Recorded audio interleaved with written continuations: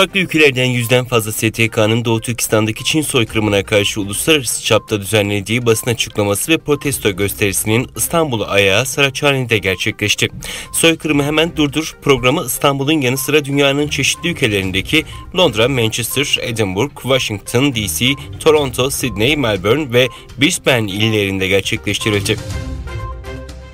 Çin'de ABD Temsilciler Meclisi Başkanı Nancy Pelosi'nin olası Tayvan ziyareti öncesi resmi açıklamalarda ziyaretin gerçekleşmesi halinde askeri karşılık dahil sert tepkiler verileceğine dair açıklamaların arttığı gözleniyor. Çin'de Komünist Parti'nin yayın organı milliyetçi çizgideki Global Times gazetesi henüz doğrulanmayan ziyaretle ilgili yayınladığı ABD Temsilciler Meclisi Başkanı Nancy Pelosi'nin Tayvan ziyaretinin yerleştirdiği mayını temizlemeli başlıklı imzasız başyazıda Temsilciler Meclisi Başkanı'nın olası ziyaretinin Çin-ABD ilişkilerinin ve Tayvan Boğazı'ndaki durumun kesiştiği bölgeye döşenen bir mayın olduğunu savundu.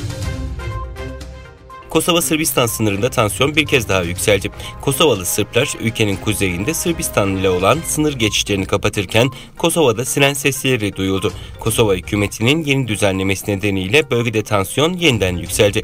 Söz konusu düzenlemeyle 1 Ağustos'tan itibaren Sırbistan'a ait kimlik ve pasaportlarla Kosova'ya giriş yasaklanıyor. Kosova'ya girecek Sırplara 90 gün geçerli olacak giriş belgesi verilecek. Çin inşa halinde olan Tiangong uzay istasyonuna malzeme taşımak için yeni bir roket gönderdi. Fırlatmadan sonra rokete ait parçalar Büyük Okyanus'ta Filipinlere ait Palawan adasının doğusuna düştü.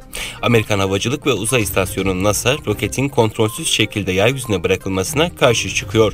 Çin'in 2020 yılında fırlattığı bir roket Fil Dişi sahilinde bir yerleşim birimine düşmüş, bazı yapılar zarar görmüştü. Rusya'nın St. Petersburg kentinde Rus donanması günü münasebetiyle deniz geçit töreni düzenlendi. Törene katılan Rusya Devlet Başkanı Vladimir Putin, Rus donanmasının deniz politikasına yönelik temel unsurların belirlendiği yeni doktrini imzaladı. Kırgızistan'a resmi ziyarette bulunan Çin Devlet Konseyi üyesi ve Dışişleri Bakanı Wang Yi, cumartesi günü Çin'le Kırgızistan'ın ortak geleceğe sahip bir topluluk kurmak konusunda anlaştıklarını söyledi.